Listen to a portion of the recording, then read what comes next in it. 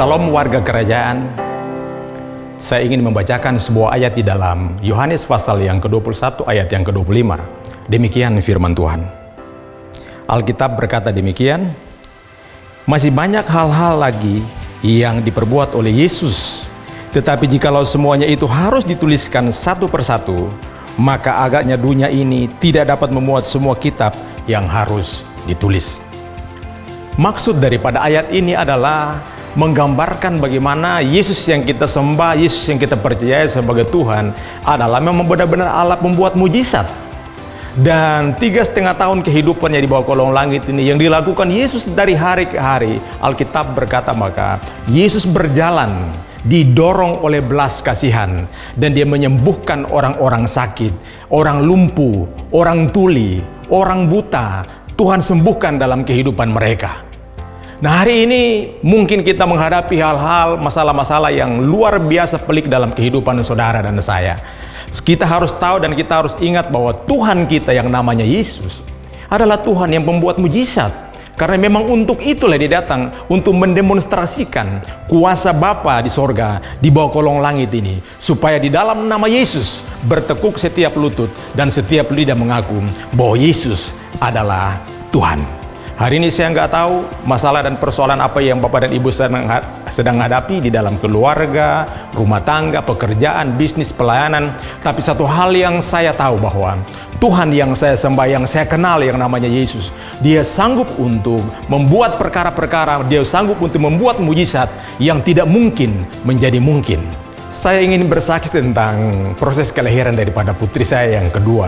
Pada waktu itu menurut prediksi daripada dokter bahwa anak saya akan lahir di akhir bulan April atau 1 minggu setelah bulan Mei.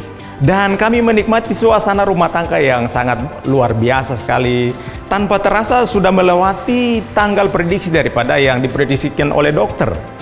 Dan saya bilang istri saya, yuk mari kita ke dokter untuk periksa dulu. Waktu sampai di dokter Bapak dan Ibu, dokter memarahi istri saya. Saya nggak tahu apa yang terjadi, tapi tiba-tiba istri saya lari keluar sambil menangis. Dan saya bertanya buat istri saya, apa yang terjadi? Dia cuma ngomong begini, saya nggak mau dioperasi. Lalu saya masuk ketemu dengan dokter berbicara buat saya bahwa istri Bapak ini sudah harus disesar di rumah sakit Sangla karena ini sudah terlambat 1 minggu. Dan waktu itu sebagai seorang suami saya juga galau, saya juga takut, khawatir. Tapi karena saya percaya Tuhan yang saya sembah adalah Tuhan pembuat mujizat, saya rangkul istri saya dan kita berdoa, kita satukan iman. Saya minta izin buat dokter untuk istri saya beristirahat sebentar. Lalu sambil saya duduk menunggu istri saya, kurang lebih 15 menit, dokter keluar sambil membawa sebuah keranjang. Dan dia berkata, Pak Lukas, ini putrinya sudah lahir. Waktu saya melihat anak saya, pusarnya sudah putus, sudah kering layaknya bayi yang sudah lahir 2 minggu sebelumnya.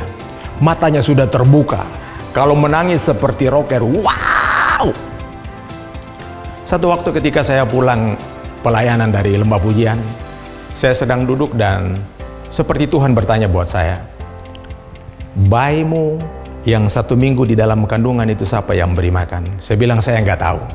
Saya SMS Dr. Gary, rekan saya. Dr. Ger, bayi dalam kandungan itu makannya lewat apa? Lewat tari pusar. Lalu Tuhan bilang buat saya begini, kamu tahu siapa yang memberi makan? Aku yang memberi makan. Waktu peristiwa itu mulai berkecamuk di pikiran saya. Anak ini nanti menurut cerita kalau orang lahir terlambat waktu itu autis, mereka akan mengalami hal-hal yang gak baik, mereka mengalami cara berpikirnya lamban.